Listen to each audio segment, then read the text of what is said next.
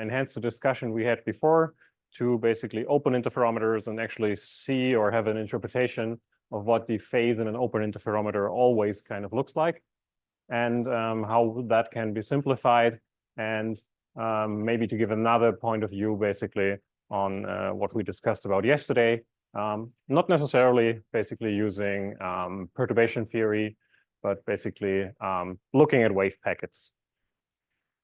Okay, so regarding yesterday, I kind of tricked you yesterday a bit because I was going a bit quick, and I basically told you that you can actually find the effective Hamiltonian, and in the derivation I did, I basically did not include actually the, so to say, energy spacing of the atom. And when you actually do that, so this here is kind of basically the extended version of what I showed you yesterday. So what you see up here basically is the laser phase plus basically omega Eg times T, and omega Eg is basically the spacing between our ground and excited state in the atom.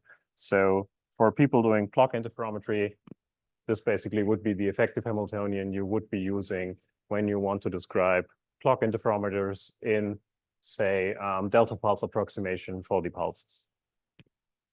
Okay, so that's the effective Hamiltonian.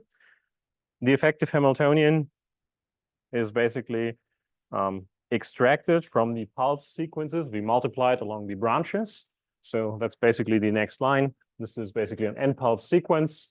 And what we're trying to do yesterday was basically going backwards from there, finding the effective Hamiltonian. And from the effective Hamiltonian, we can work directly with the time evolution and time ordering of the effective Hamiltonian. And okay, I will try. If I don't keep it up, just pester me until I keep it up.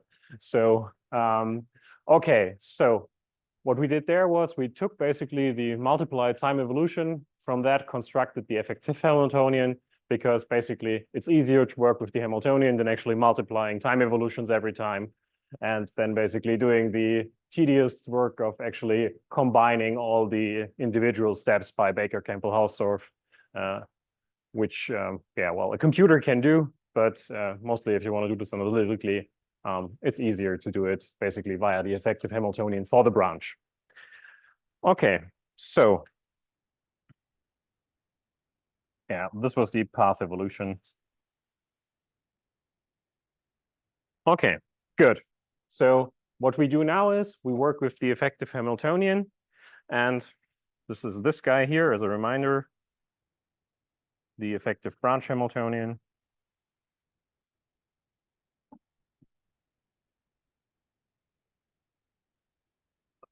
And then what we did for the perturbation theory is we basically said, okay, we are going to partition this effective Hamiltonian into two parts.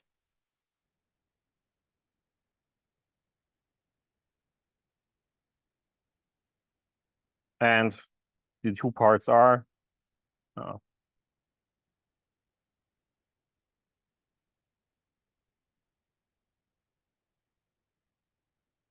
I'll just drop all the arguments except for the time argument.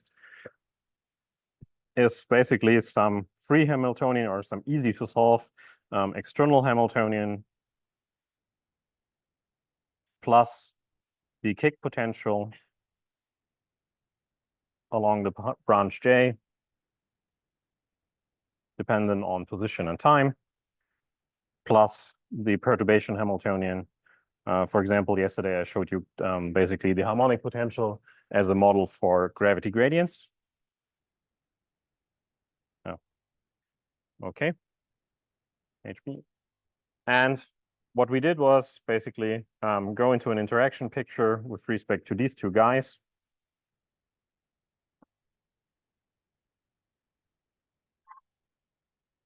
And in the interaction pictures, we basically obtained the unperturbed trajectories generated by H0 and the kicks. So this was the important trick here. one got specifically simple trajectories to actually work with, because H0 basically we take as something which has a classical equation of motion and where we can determine trajectories. And these trajectories are perturbed by kicks, and the kicks basically just do nothing else than we propagate a bit along the branch by it's larger, by H0, then a kick happens, kick basically, and propagation again. So the only thing the kick does is adjust the initial condition.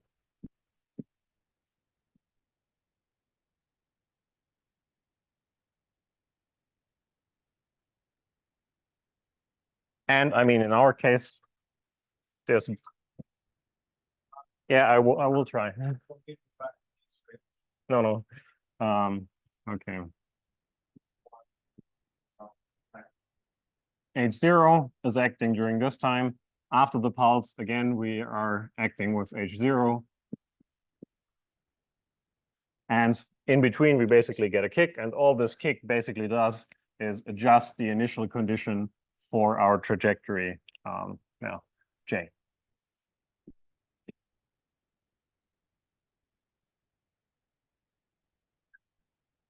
Okay. Okay. So again, H0 Z P plus the kick J generates the branch trajectory.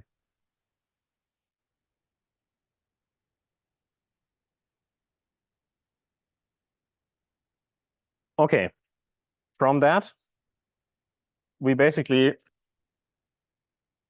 calculated the overlap. So overlap for both is U2 dagger times U1. And in the interaction picture, this basically gave us the perturbing Hamiltonian dagger U0 on the second branch and U0 on the first branch without a dagger, and the perturbing Hamiltonian again. And what we saw is that if the interferometer with respect to the say part which we went into the interaction picture with is closed for these two guys, then this becomes a pure phase in the middle. So pure phase if I call them reference trajectories are closed. Okay. And then we got basically that we have some e to the I phi 0, which is the unperturbed phase, and some residual operator part,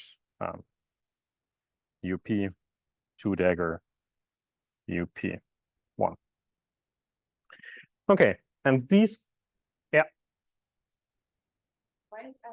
Like, that this is a pure phase, but what does it now exactly for the yeah, the trick is basically if it's not a pure phase, then this thing basically, which is in the middle, actually doesn't allow you to actually take basically the perturbing evolutions basically to each other. So only if it's a pure phase, and that's why you actually kind of pick trajectories where your unperturbed interferometer closes, basically such that you can calculate the sandwich in the middle, find the phase, and basically continue from there.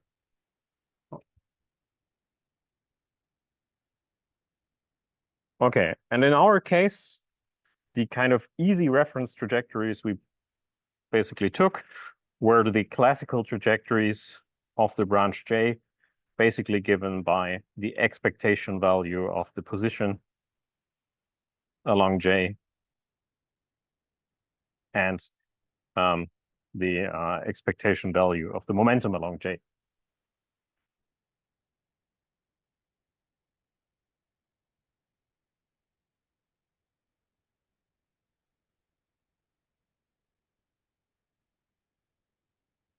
Okay, so these coincide with the classical trajectories.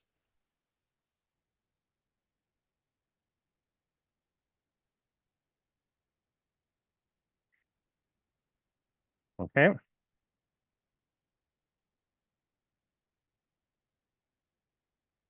So this is basically Ehrenfest's theorem you've probably seen in your first quantum mechanics lecture, which gives you the classical limit of all these things for the mean values. Okay. Result from that was basically the overlap and the overlap in perturbation theory. And there we basically had two things, e to the I phi 0 and 1 minus I epsilon over h bar 0 to t ds, and then the integral over the expectation values for the Hamiltonian on the upper branch minus the expectation value for the Hamiltonian on the lower branch. Or the perturbing Hamiltonian on the upper branch minus the perturbing Hamiltonian on the lower branch.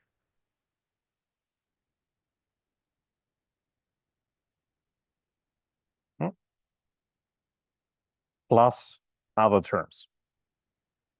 And what I did yesterday, I actually just looked at the zeros of the term, and I want to just show you for a second that actually, I mean, to the same order in perturbation theory, you actually can get phases from the wave packet, depending on what your Hamiltonian looks like.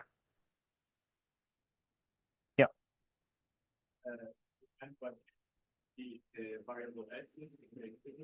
Okay. So basically, so it's just my way of saying we're integrating over time, and time in here I replaced with s, basically.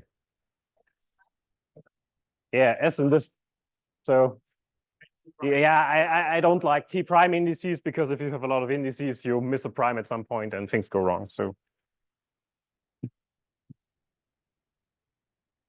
okay.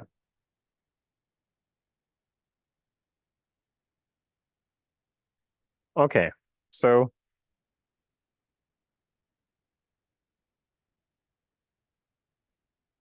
this guy here,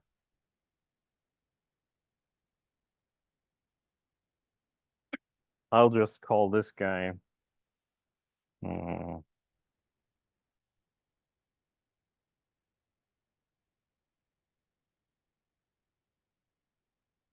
delta H perturbing integrated along S.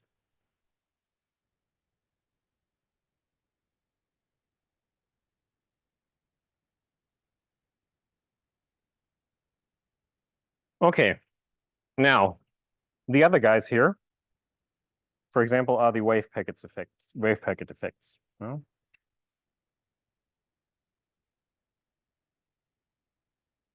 And for the wave packet effects, we basically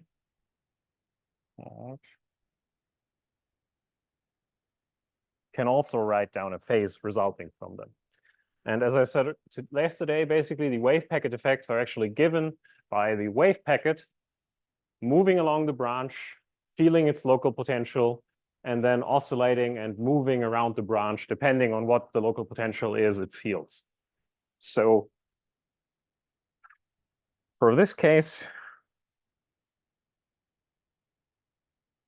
as a reminder again, what we had was basically in the end, after plugging in the classical trajectories and all that stuff, 0 to t ds delta h p, and this guy evaluated on the classical trajectories for branch 1 and 2. PCL.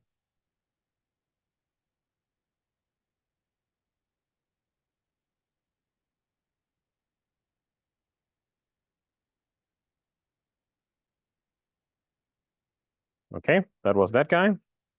And in case of the wave packets, it's basically simply the next term in the Taylor expansion and taking the expectation value of that.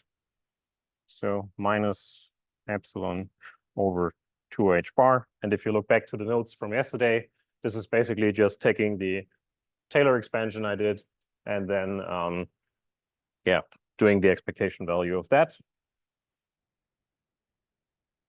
0 to t. And then we have the second derivative of the perturbing Hamiltonian evaluated on trajectory 1 times the expectation value of the variance minus the same thing for trajectory 2.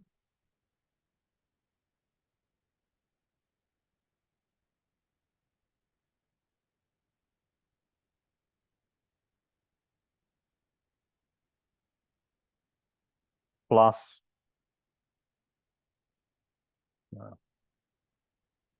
T2 and then Z and first derivative over P,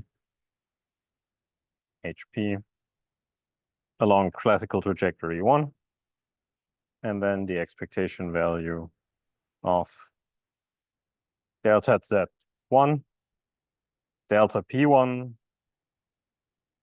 the anticommutator, minus the same thing, second derivative of HP, 1 times with respect to Z and 1 times with respect to P, evaluated on trajectory 2, and again, delta Z2 anticommutator with delta P2. And then plus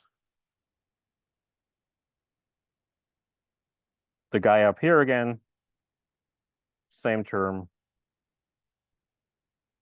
just for P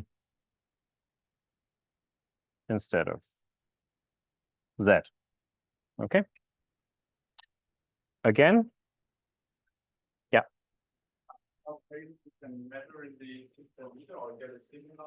Yes, you could actually see these if you basically did some very exaggerated version of basically having very, very strong local potentials differing between those branches.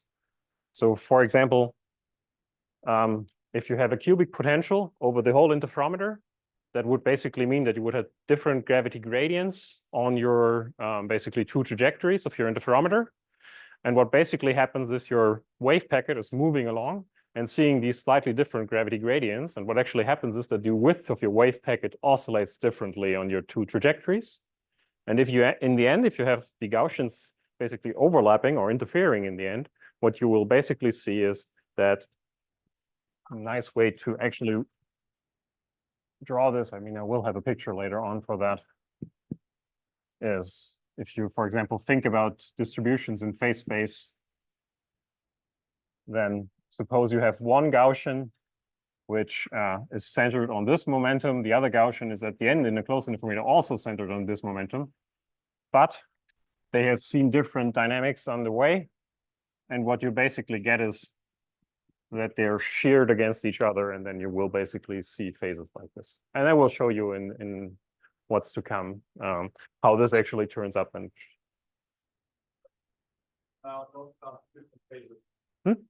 yeah. Yeah.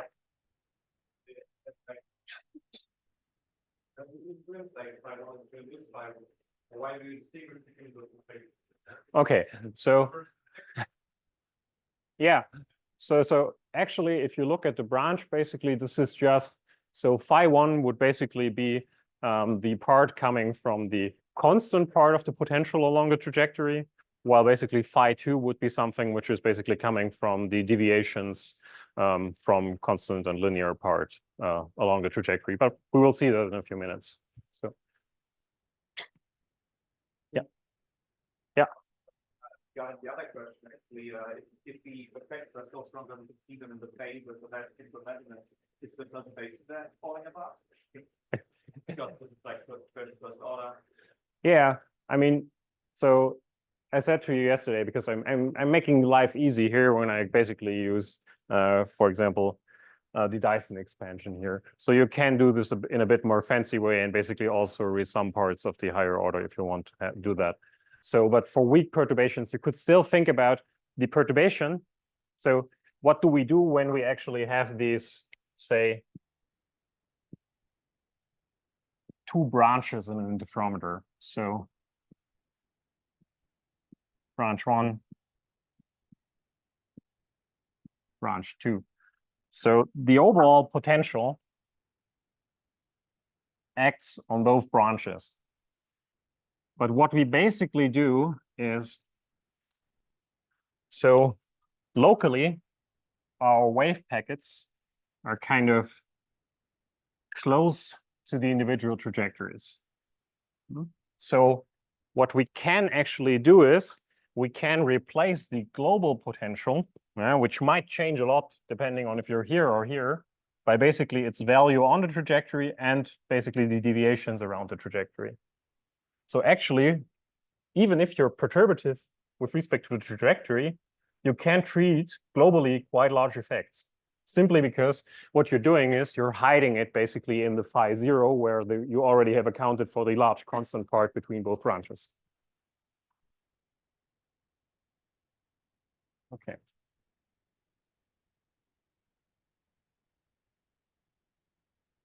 And again, delta Zj was just the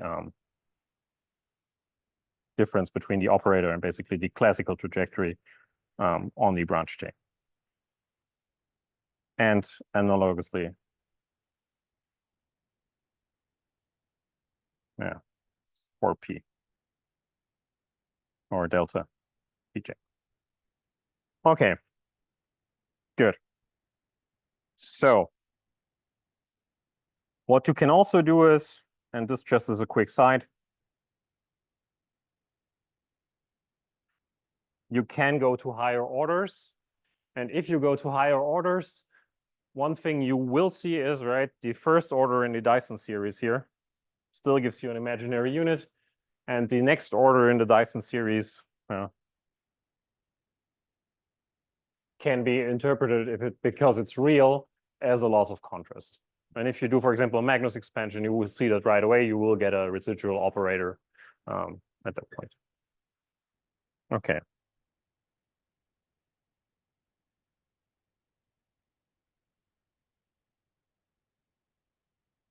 Higher orders give loss of contrast.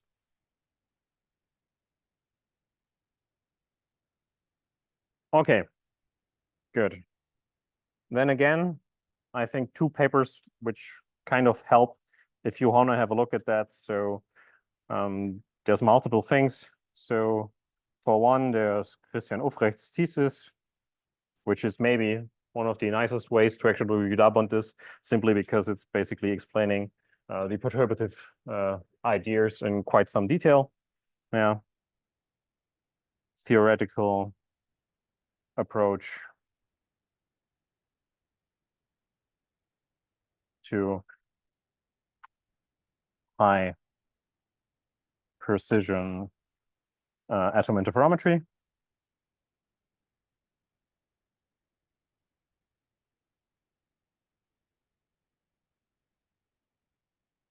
And I'll just point you at that. I think you can probably spend a few hours or even weeks basically looking stuff up in there.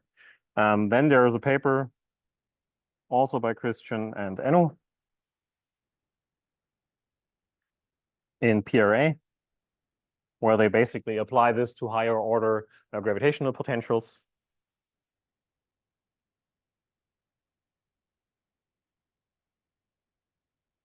Here, 53615 from 2020. And then there's a more recent paper by Fabio, Enno, me, and also Christian, where we basically take this kind of thing and look at a clock interferometer with that. And what's more interesting probably for you about this paper is that we're treating a butterfly geometry there, but in the appendix of the paper, there's basically some bestiary of basically interactions or perturbative interactions you can use and think about treating different effects starting from state-dependent forces, well, redshift, and also rotations and stuff like that. So you can use that as kind of a lookup table for picking perturbative Hamiltonians.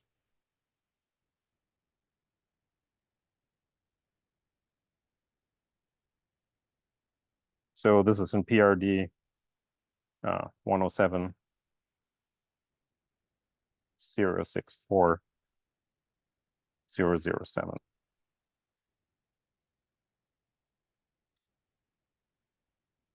And in there, you also find references for all of the interactions who's probably done that the first time. So for example, there's been multiple treatments of, for example, rotation. I think the first ones who did, for example, rotation compensation and stuff like that were the Kazovich group and the Müller group in like 2008 and 2007, I think, somewhere around that frame. And yeah, references are in there for the interactions. So you can basically check that and pick your perturbative interaction from the list and maybe do a calculation for your case, basically. Okay, so with that, we will switch gears a bit, and we will basically now look at the wave packets in more detail.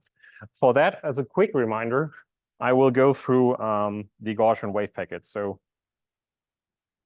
this is now the basically full thing for today. Episode 5, wave packets. Wave packets, displacements,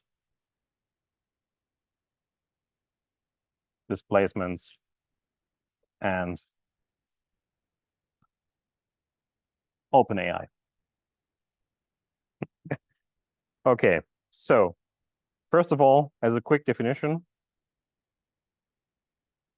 what we call a wave packet is basically a localized function in position or momentum representation. So we can have a momentum wave packet or a position wave packet. Localized external motional state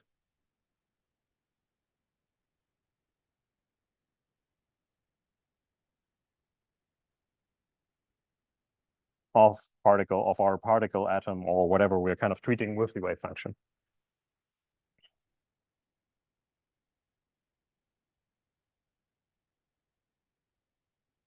Atom. Okay, and what's important here is localized, and it's basically in the external motion. So as a quick example, I'll take a Gaussian wave packet. And for a Gaussian wave packet, we can write this down. This is simply normalization, 2 pi over 1/4, to fraction 1/4. Then the width of our Gaussian in momentum times e to the minus p minus p0 minus p bar. So p bar is the mean momentum of the Gaussian, 2 sigma p squared, and basically p0. Okay. And I've written this down a bit differently because we're always working representation free. So, but what you can see inside here in the integral is basically the position wave function of a Gaussian. The momentum wave function of a Gaussian wave packet.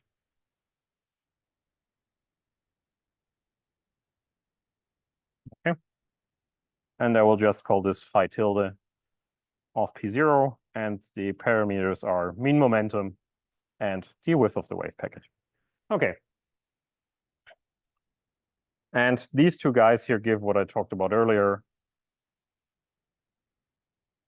They give the localization. And in our case, localization will be important since we always keep talking about branches. So all I'm saying will apply basically to wave packets which are sufficiently localized with respect to the changes of potentials around the branches. Okay. So basically, the spatial length scale or momentum length scale of your wave packet needs to be much, much smaller than actually the length scale on which change of the potential around the trajectory occurs. Okay, so for all we're talking about, we always assume that the wave packets are small compared basically to the scale on which the potential change is close to the trajectory. So, okay, so this guy here can also be written in position space, and you can do that as a quick exercise. You basically insert a 1 back here.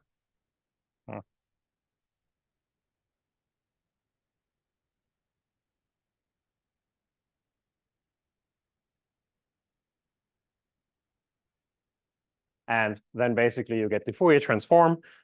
And when you calculate the position space wave packet or do the integrals, then you basically end up with a Gaussian in position space.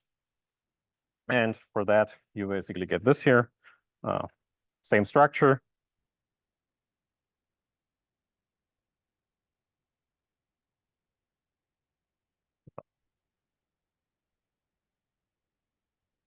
Z0 squared divided by 2 sigma z squared. And then you get a momentum kick, so to say, e to the I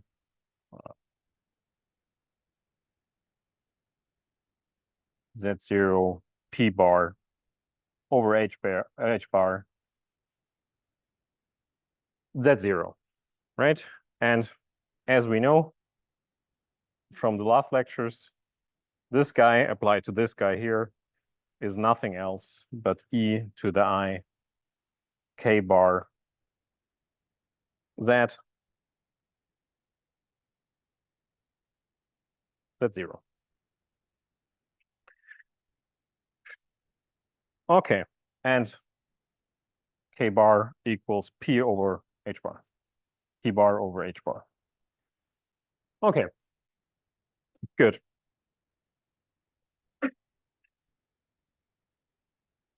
This thing in here basically is the wave packet phi of Z0 P bar and sigma z. So the position space representation. Since these are Gaussians, we also basically have that the momentum and position width are linked by a minimal uncertainty. So it's sigma z times sigma p is h bar half. And generally, if we want to move between different representations of these, we basically do this via Fourier transforms.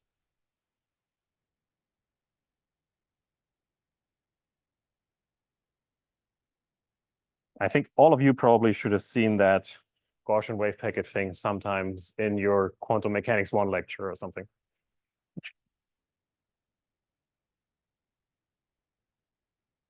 Okay. Pi h bar pz e to the minus I pz over h bar. And then basically the position representation, and then also the inverse transformation.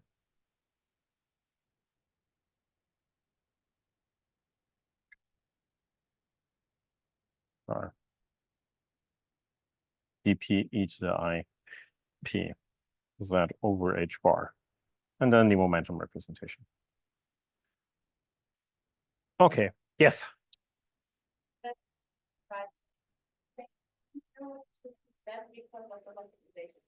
Huh? No, I mean, basically, Z0 here is a dummy variable. So I'm integrating over all Z0s simply because I want to have abstract state. And the abstract state here. Okay. Because I don't want to pick a representation.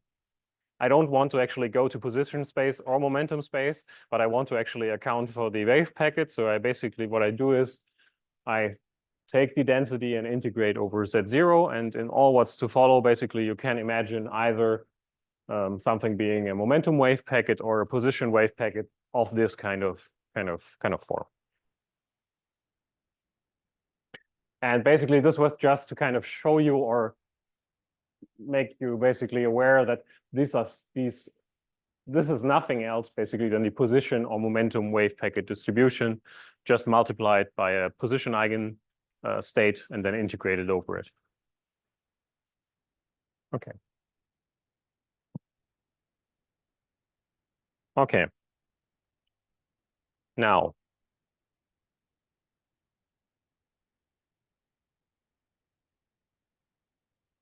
next step will be that I introduce you to displacements.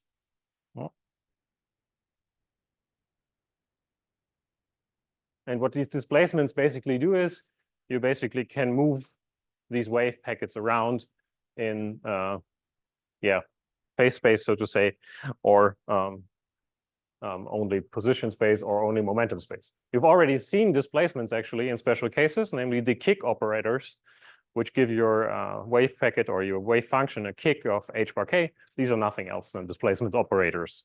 And now this here is just the general case. So we say a displacement operator, and I will call one of the has three parameters. One is chi, one is some wiggly p, and the third one is a. And these three guys might be functions of time. And we define the displacement operator as the exponential I over h bar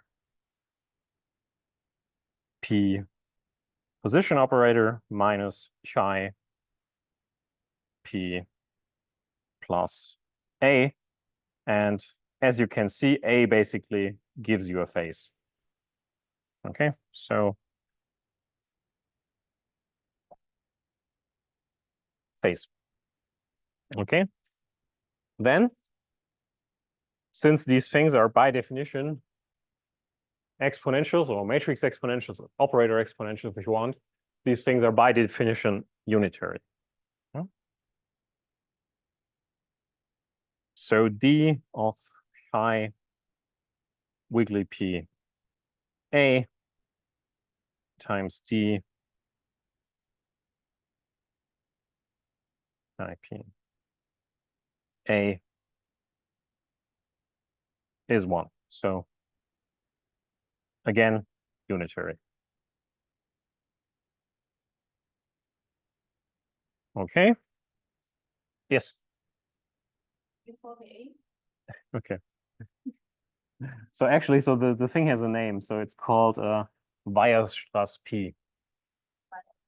Okay, so Weierstrass basically used this as the P for naming his P function.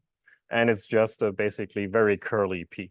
And I just use it because then I don't have to kind of confuse it with the momentum operator. Yes.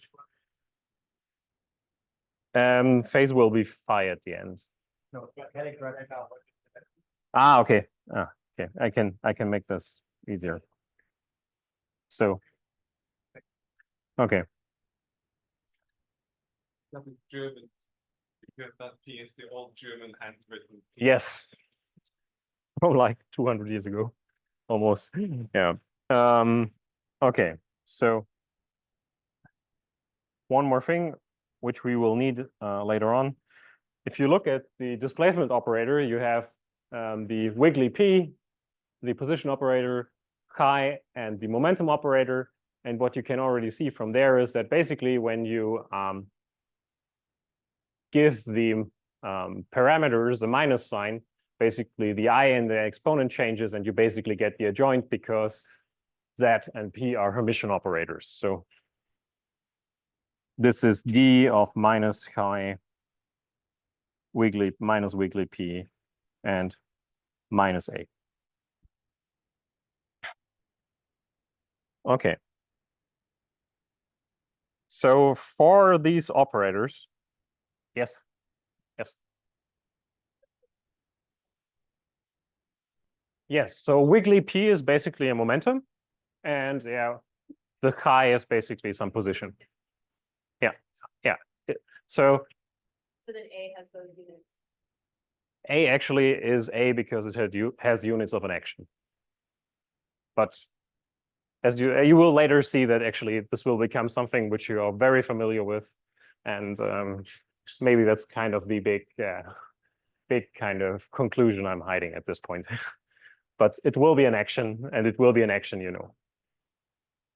Okay, so then these operators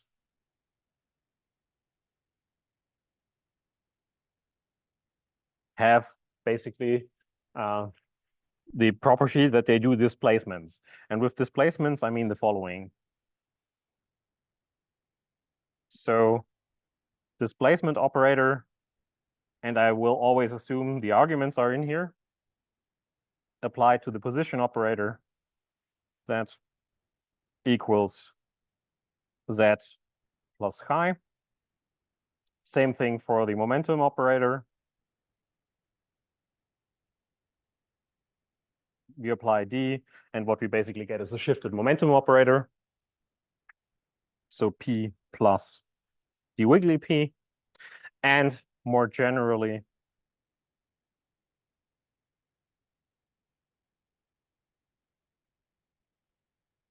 you can do that for arbitrary functions of x and p.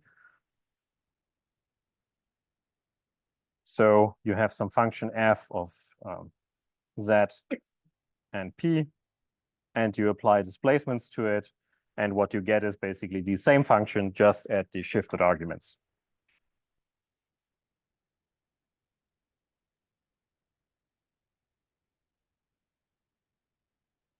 Okay, so in the interest of time, I will spare you the proof, but I will give you the idea of the proof. So you prove this thing via using, well, Baker-Campbell-Hausdorff, basically e to the minus a applied to operator b, e to the a. And this basically is the sum over all iterated commutators, AB over J faculty, J. And this guy here basically gives you B plus AB and so on. And you basically apply this in the simple case, and basically the second case follows, for example, by power series.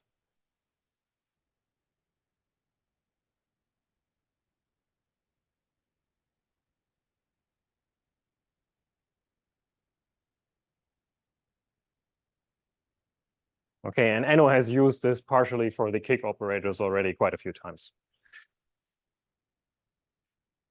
Okay, so what I will do now is I will use these displacement operators to actually, in the end, rewrite the overlap operator in the interferometer in a quite general way. Okay, so the task at hand will be, or the goal which we have to keep in mind for the rest of the lecture,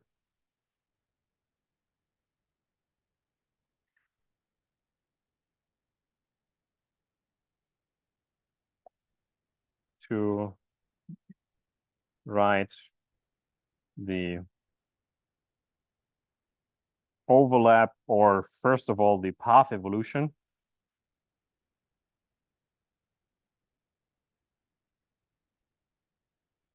via displacements. And this will actually give us a very nice decomposition for the phase, which will probably be something which some of the experimentalists are actually familiar from the lab, when you have done an interferometer which is actually open. Okay, so for that, we begin with actually looking at displacements.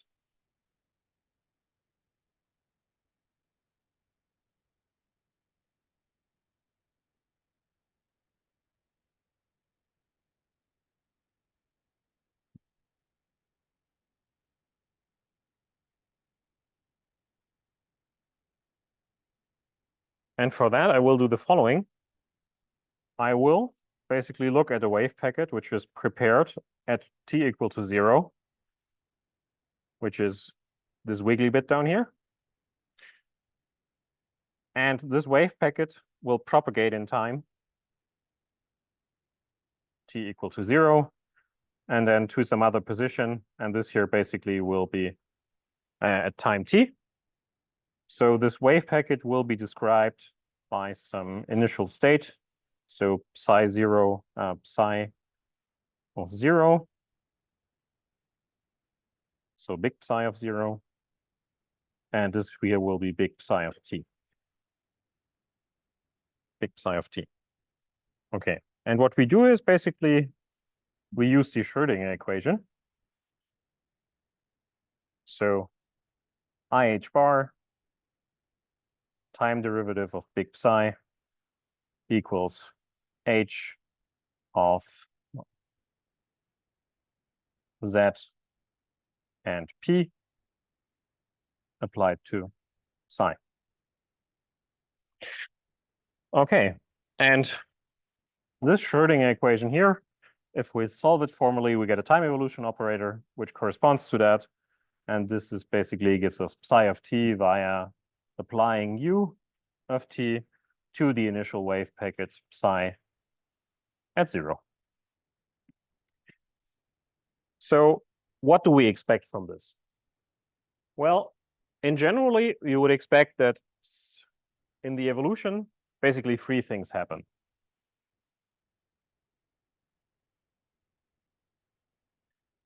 First of all, if we don't actually do something very, very violent, the wave packet will move with some coherence from point A in the beginning to point B at the end. So evolution, we have basically some wave packet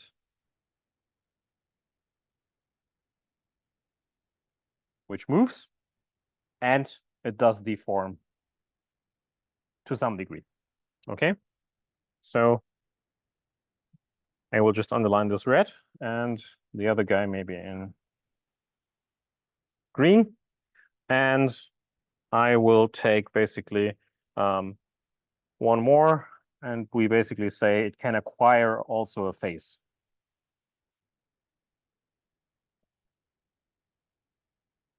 Yeah.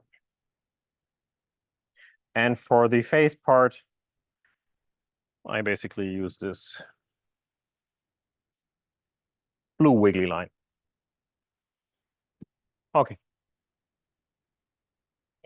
Yeah, no, it basically could deform depending on what's basically in your Hamiltonian. So for example, if you have a harmonic potential, for example, which changes along the path, so to say, what happens is it compresses and actually decompresses your wave packet, and could be even something more general than a harmonic potential.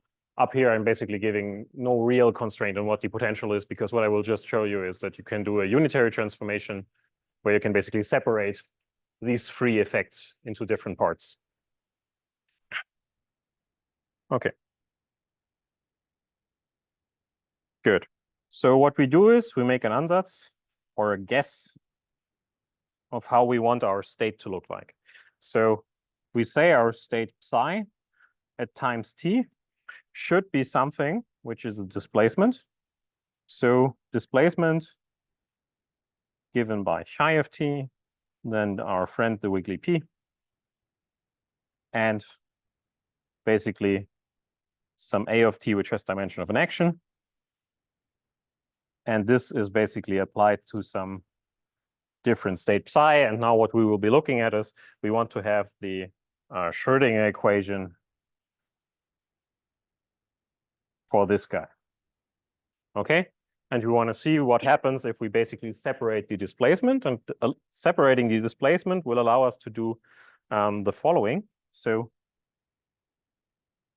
basically the wave packet moves, and moving will be in here. So yeah.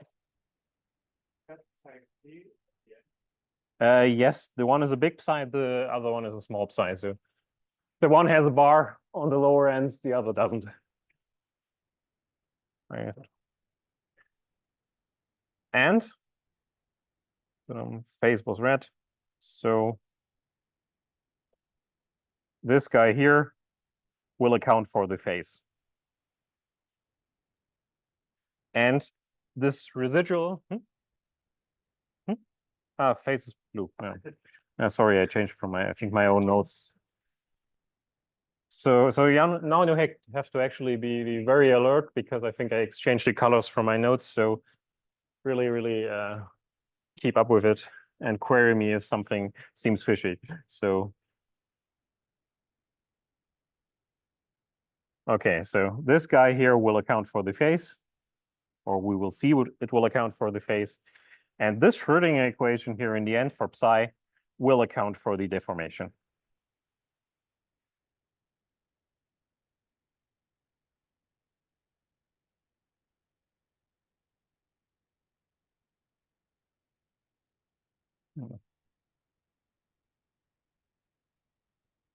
Nah, okay, let's just rewrite this.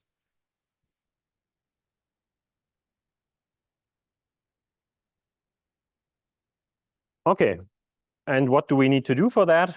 Well, basically, what we need to do is we need to solve this guy here for our friend over here by actually multiplying with the adjoint displacement from the other side, and then basically taking the time derivative and actually calculating everything in between. So when you do that, so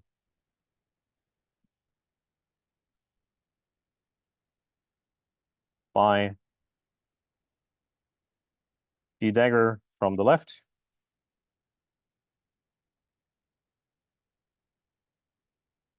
and find Schrödinger equation,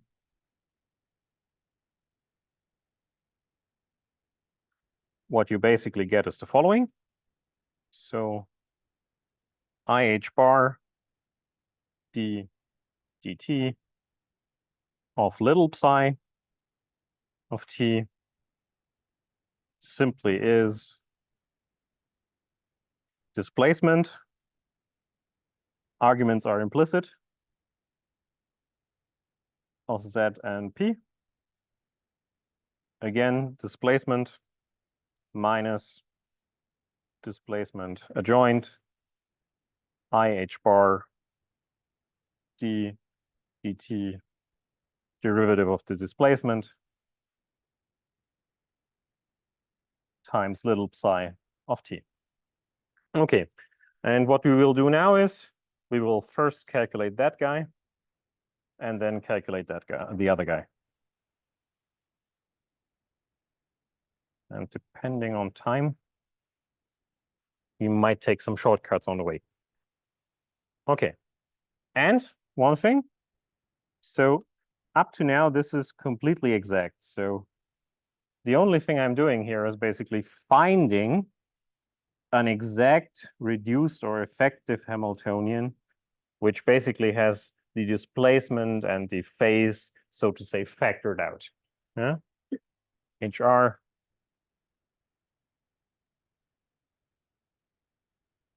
will be effective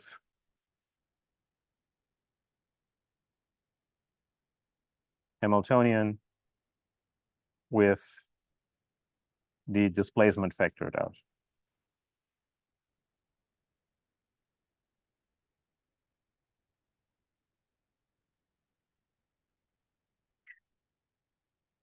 Okay. So first order of business, we do the easy thing first, and then we do the hard thing, because the easy thing motivates us to do the hard thing. And we first calculate the displacement applied to the Hamiltonian.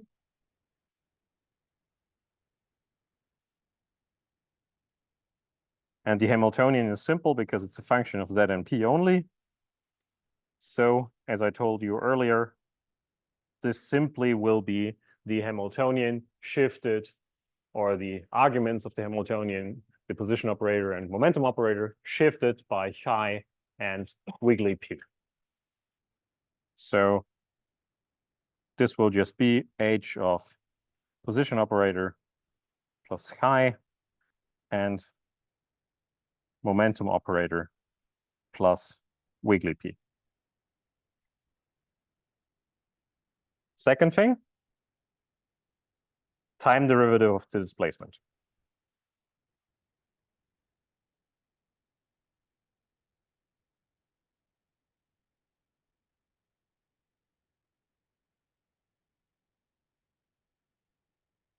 Okay. So maybe we can even make this a little bit more applied. So what will happen here, we will use our favorite Hamiltonian, so to say. So it will be p squared over 2m. So p plus wiggly p squared over 2m plus v of z plus chi of t. So this will be p squared over 2m plus wiggly p times p operator divided by m plus wiggly p squared over 2m plus the potential at z plus I and t. Okay, so next stop, time derivative of the displacement. And things you see already here, before we go into the time displacement, is here you basically see something which looks like the kinetic energy G with respect to basically wiggly p.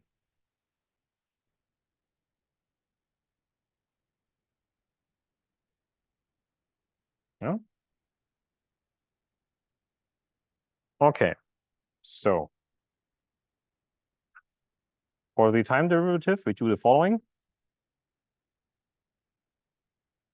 D of chi wiggly p and the phase A. And we assume all of these three guys may depend on time. Right, so are functions of t.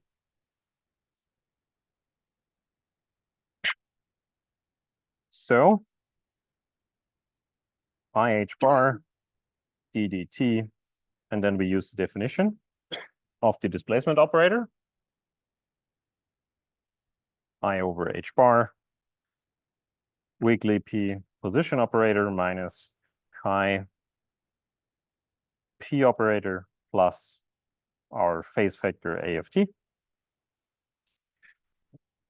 And what we now have to do is basically we just calculate the derivative of the operator exponential.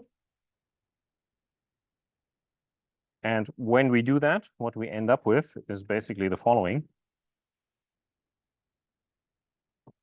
Minus A dot plus chi dot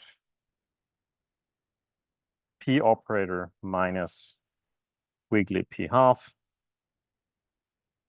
minus P dot times Z minus chi half and displacement operator on the end. So basically nothing else than the chain rule. And we've basically, since we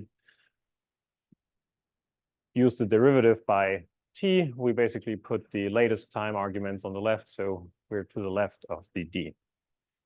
Okay, how do you actually do that? Well, basically what you do is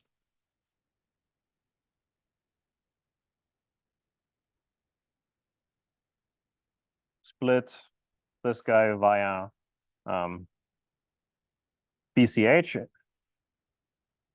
into three factors, do the derivative, recombine everything again, and yeah, basically just using the product rule.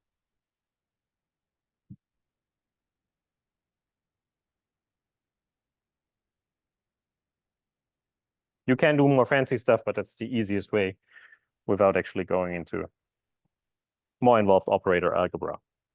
Okay, so when you have that, I have to check if I got everything. I think so. Yeah. We can actually go back and put all of this into the Schrödinger equation. So basically what we get is I d dagger IH bar d dt d equals our phase factor minus chi dot p plus wiggly p half plus p dot z plus chi half. So, okay. Now comes the more interesting part, or the application of this thing. Let's call this free results and remarks.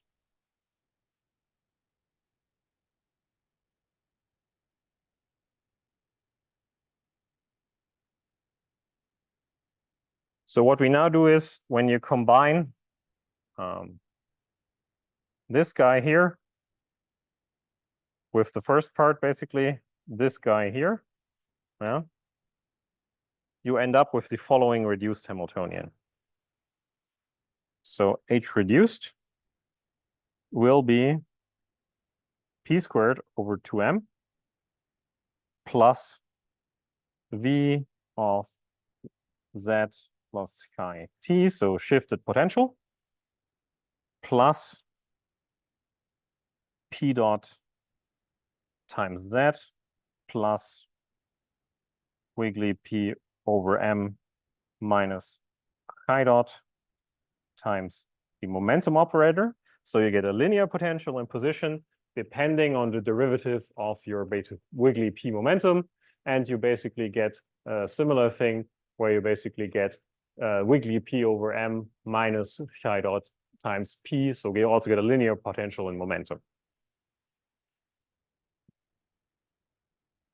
Plus wiggly p dot chi minus chi dot wiggly p over 2 plus wiggly p squared over 2m plus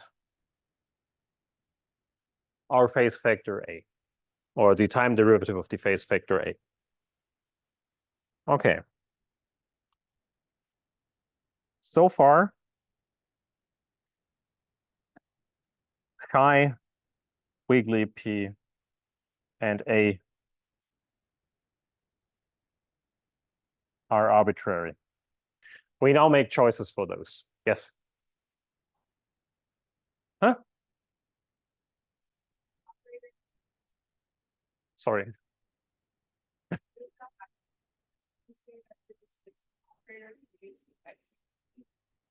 No, you don't. I can walk you through it afterwards. That's no problem. But if I do it now, we'll probably waste the next 5 minutes.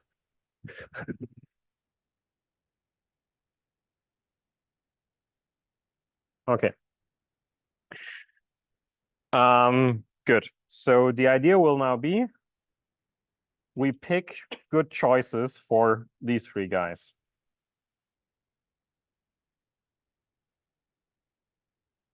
And the choices we will make are basically, we base these choices on the classical Hamiltonian. So first of all, we say, okay, our Hamiltonian function, h of z and p, this guy basically has a classical Hamiltonian, which we can determine by basically removing the operator heads. So this will be z, h of z and p. And this guy will be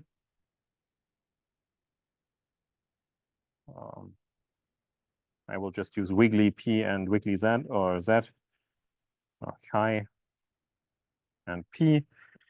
So p squared over 2m plus v of chi and t. And this gives us Hamiltonian equations of motion. classical Hamiltonian equation of motion. So partial derivative with respect to wiggly p will give us the momentum, or the equation of motion for the momentum. And similarly, the equation of motion, this was the equation of motion for position. Now it's the equation of motion for momentum, will be given by the negative derivative of the classical Hamiltonian with respect to position. And this will just be the gradient of the potential. Yeah.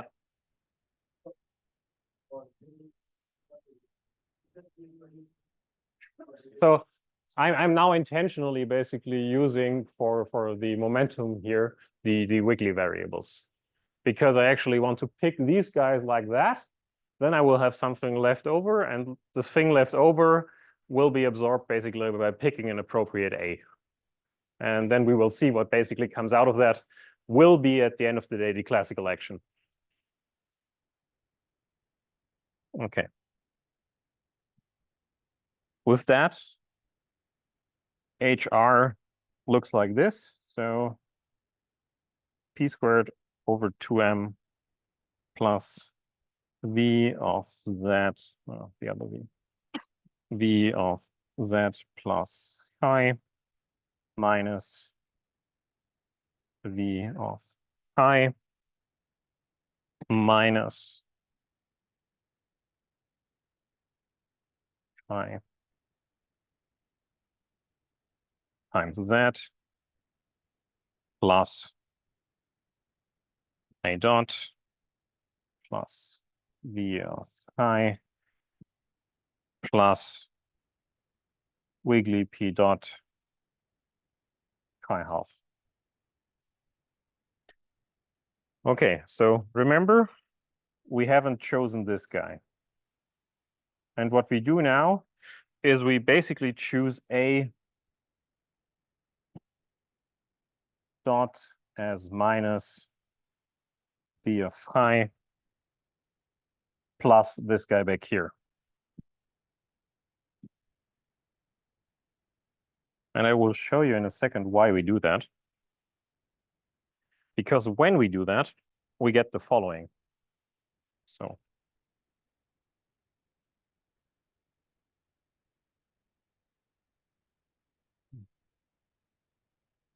A of t will just be the integral of that guy over here.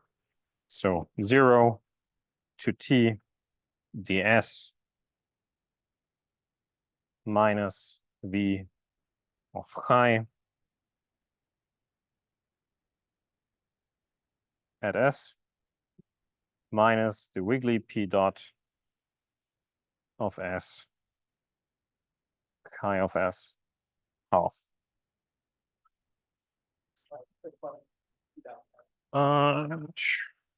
Should be minus. Minus, then the partial integration actually flips the sign. Yeah.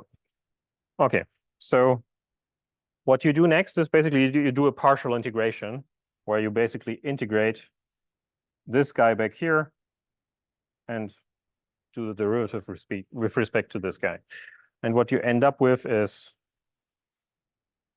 pi chi half evaluated at 0 and t plus the integral from 0 to t over ds, and then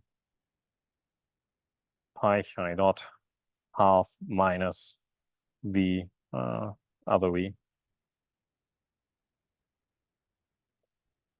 v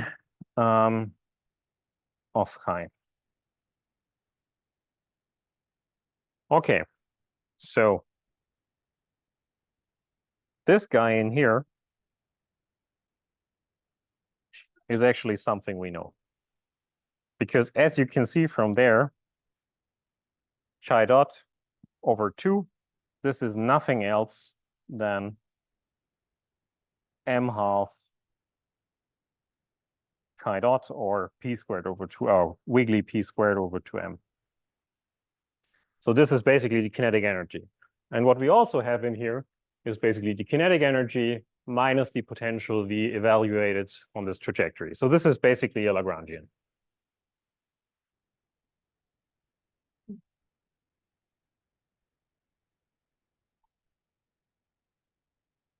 So this will be the integral ds over the classical Lagrangian associated with the trajectory psi.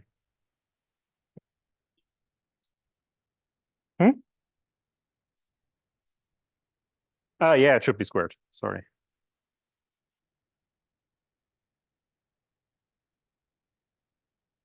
Okay, so what we end up with here is actually nothing else. Then we have this boundary term from 0 to t plus the classical action at time t. Yeah?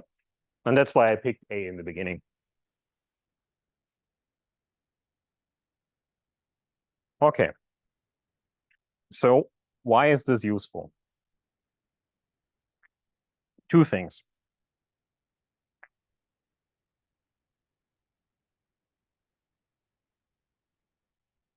What you can do is you can do a Taylor expansion where you basically go in here in the reduced Hamiltonian and basically replace this with the potential evaluated on the trajectory plus basically the derivative of the potential evaluated on your trajectory times the position operator plus basically quadratic terms where you have the second derivative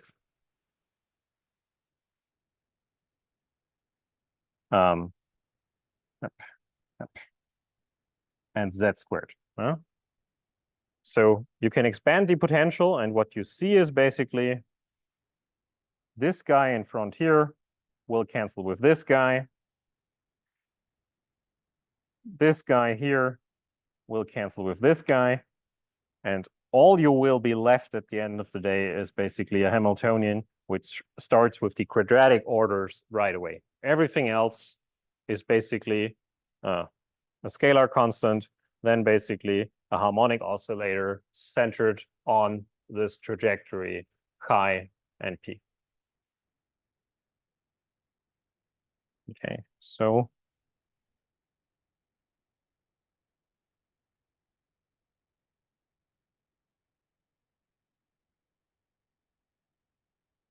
I'll call this the local harmonic approximation.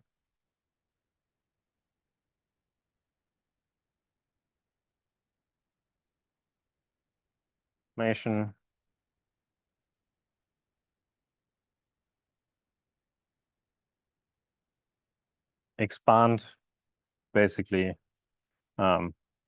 V of Z plus chi to second order.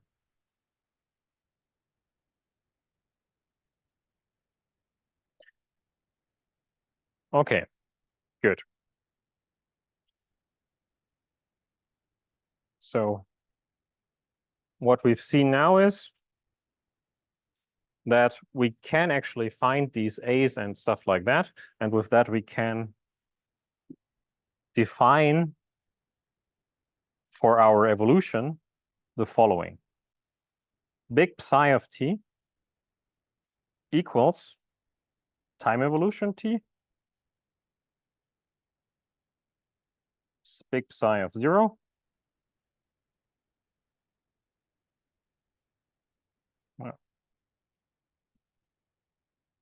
and this guy can be decomposed into a displacement, and this displacement has our classical trajectories, chi wiggly p of t and minus chi p half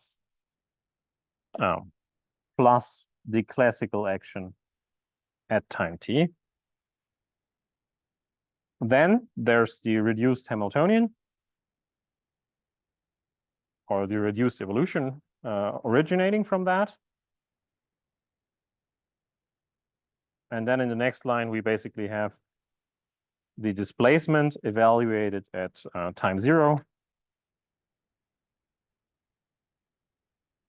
wiggly p of 0, 0 applied to the initial state.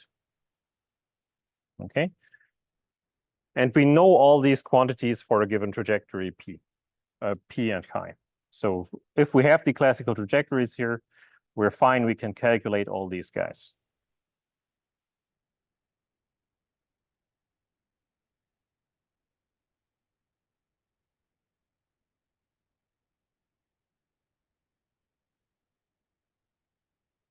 Plus the initial conditions. Good. So why did we do that? Well, as an application, we take this thing and actually throw this into our branch evolutions. So for each branch in the interferometer, so branch 1 and branch 2, we have some uj. So this is u1. This guy here is u2. And for each of these guys, we basically throw in the decomposition, and then we will have a look at the overlap and the interferometer signal and how these things look and how we can identify the classical phase and all these kind of things in the interferometer signal, or the classical action in these things. Okay.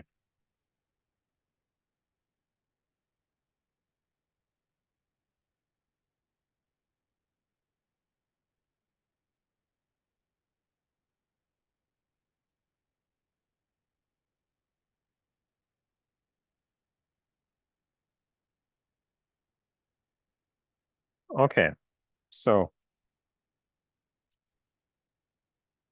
recall that the ground state probability was given by the expectation value of the overlap between both the branches. And this was basically given by the initial wave function. And then in there, we have the sandwich between the branch evolutions, U2 dagger, U1.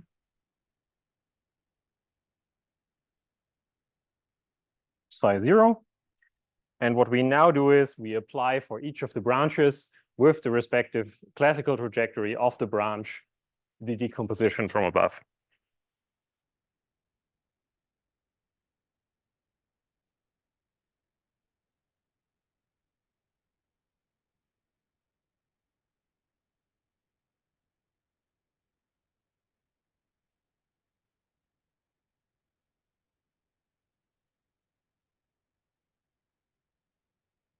Signal of interest. Oh.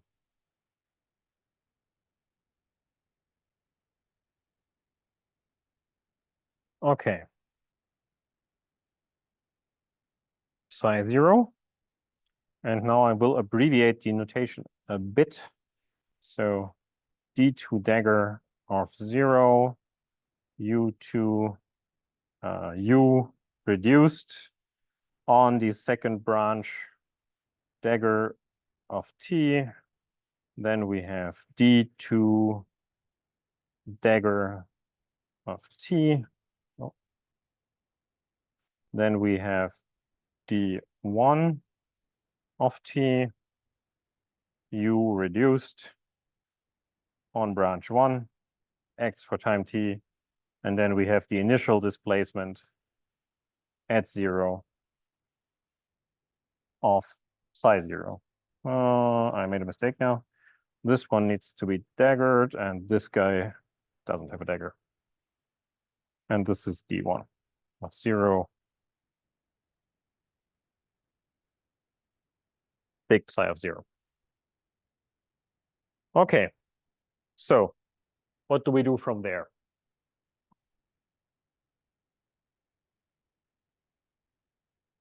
These guys here, if the initial trajectories overlap, are basically the same. So assuming you start from a single trajectory and then basically at some point adjust from there, these two will be quite similar. So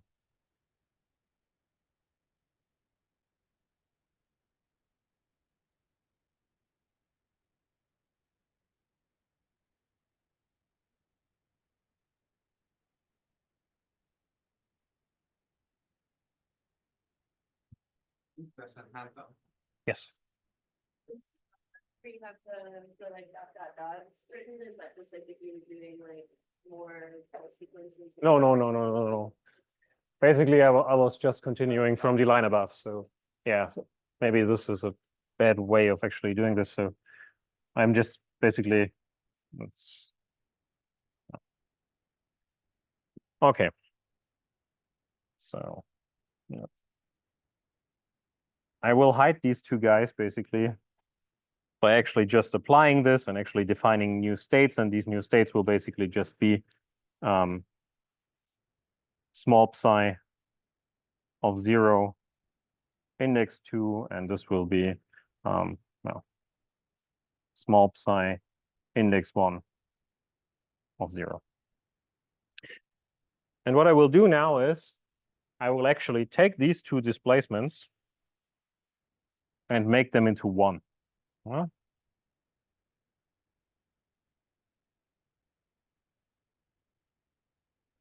for that, we need a way actually how we basically combine these displacements. And before doing that, I will just write down what actually the abbreviation means.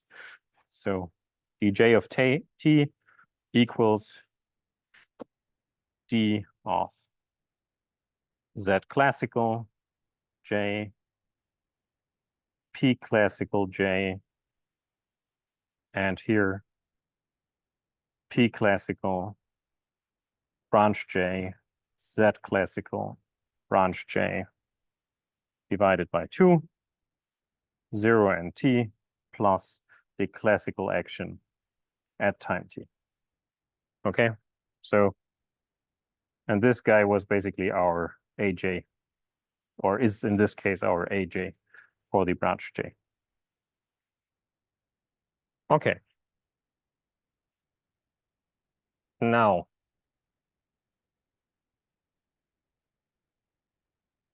as a trick or identity,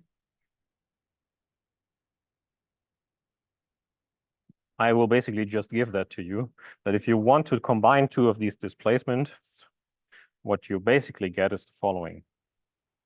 Again, this can be basically, it's just applying Baker-Campbell-Hausdorff and basically takes you a quarter of a page, but it's just combining these operator exponentials into one.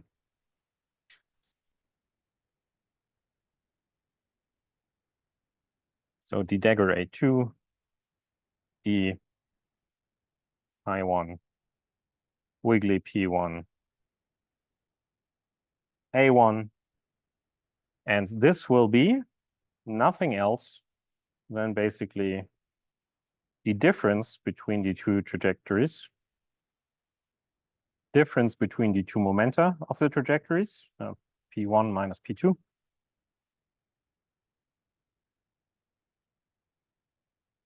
And the difference in the basically actions or actions plus the extra addend. So this will be, I will just call this delta A classical, and yeah, delta A classical plus some funny factor, and the funny factor will come out of basically doing the Baker-Campbell-Hausdorff here in front, and the funny factor that's actually adding or additional here will be 1/2 times Z classical 2, P classical 1 minus Z classical 2, Z classical 1, P classical 2. That should be fine. Okay, so these guys can be rewritten a bit by, again, introducing some nice variables. So we will call this guy here, and I will be finished in like 2 to 3 minutes. This guy here will be delta chi. This guy here will be delta wiggly p. So we have all expressed in terms of deltas. And if you actually add these guys in here, and do this into mean and so to say, oh shit. Yeah, I should have. Sorry. These should be Z, P, Z1, P1. Nah, skip this step here. Z1, Z classical, classical, classical. Sorry. You get the impression, basically.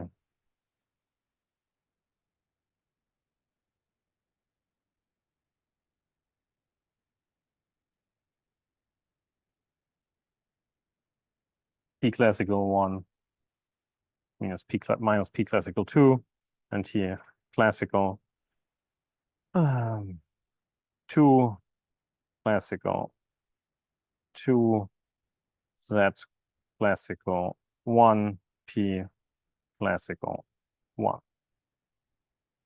Okay, and if we plug in all that stuff and express that, we get here delta Z classical, so the difference in the classical trajectories. And here we get basically the difference in the classical momenta. And here the difference in the classical actions. And this guy back here can also be expressed in terms of the mean classical trajectory and differential classical trajectory. And if one does that, one basically gets Z bar delta P classical minus delta Z classical P classical bar. So mean classical trajectory. And this whole thing times 1/2. Okay. Plugging all that in, we end up with basically the final result for the phase.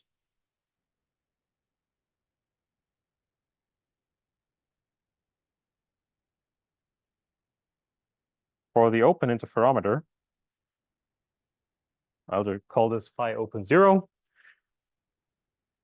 All that is left is basically psi 0, 2, UR 2 dagger reduced evolution, D delta ZP delta P classical, classical 0, U1, 1 reduced of T and the initial state. Okay, so what does phi open look like?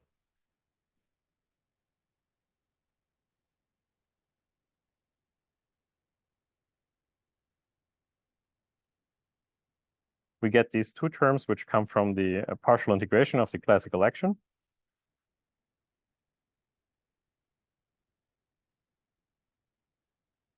Always at 0 and T plus P classical 2, Z classical 2, half at 0 and T. And then the differences in the classical action on path 1 between T at time T. Okay, recording again. Anti-classical action on path 2 at time T plus the thing back here. And this guy here will basically be the separation phase. And separation phase simply because it depends on the difference in classical trajectories, in the classical trajectories here and here. So,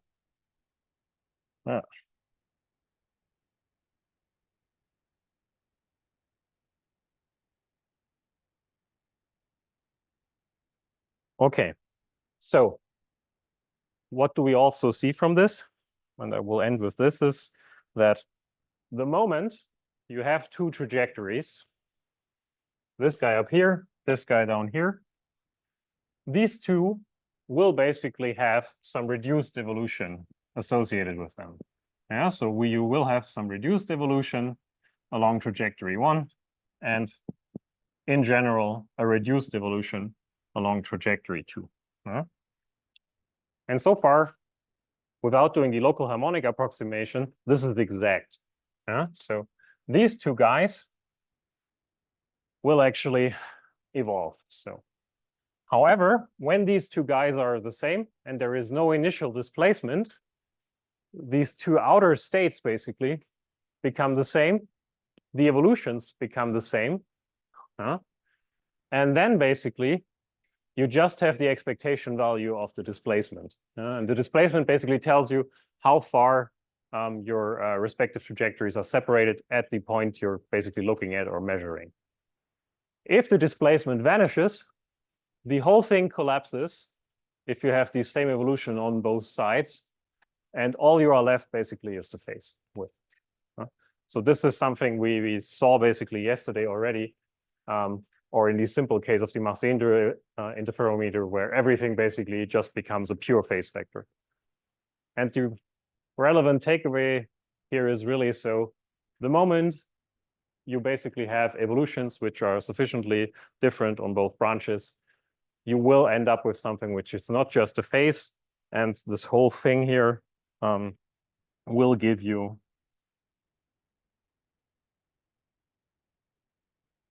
something which is actually a visibility times e to the I, and it's let's call this phi phi or phi v. Yeah. So this will also give phase contributions. In the worst case, if your wave packets get deformed a lot, if your overlap doesn't work, and all this. Okay. Good. And just as a small sketch, and that will be the last thing you have to see for today.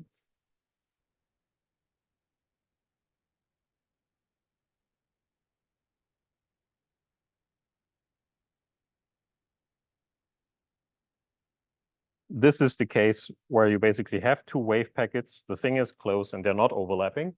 So you will see, or will have a residual thing back here.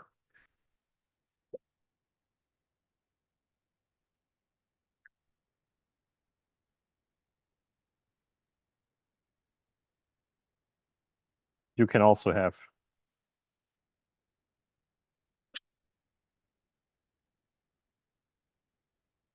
perfect overlap, so to say. Then you will just have a phase.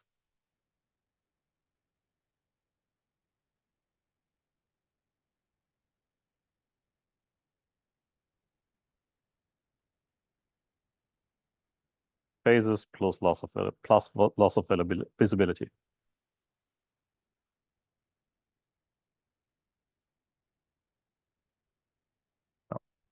These are basically the different cases you can look at. And this guy here. Yeah, I'm also almost dying because it's too hot. And this guy here will basically be different branch evolutions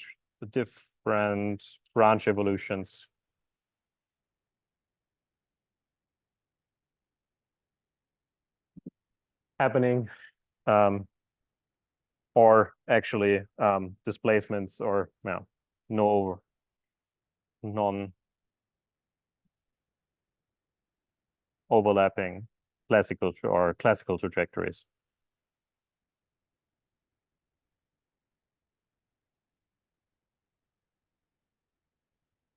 Okay. Any questions? Yes.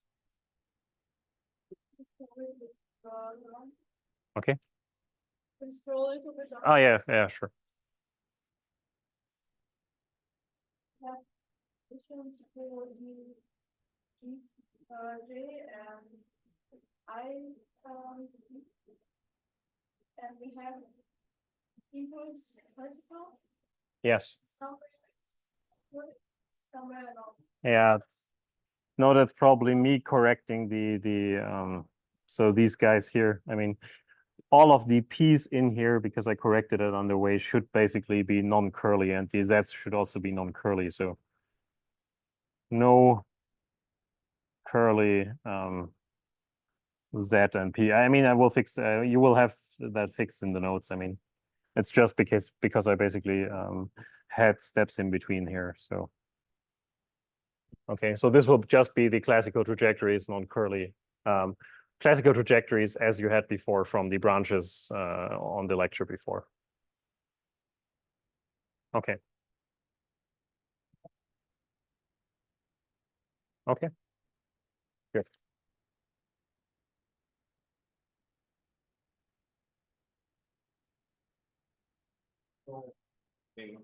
You're probably aware of it, but slowly I'm trying to upload also the lecture notes. Only given that this seems to be a medieval internet connection, it will take a few years until it's uploaded, or I can get to a faster connection. Exactly. The most important and most handwritten lecture notes are already online. Good. So I hope your posters are up already. Going to have posters tonight. Back at, I think you have to dinner.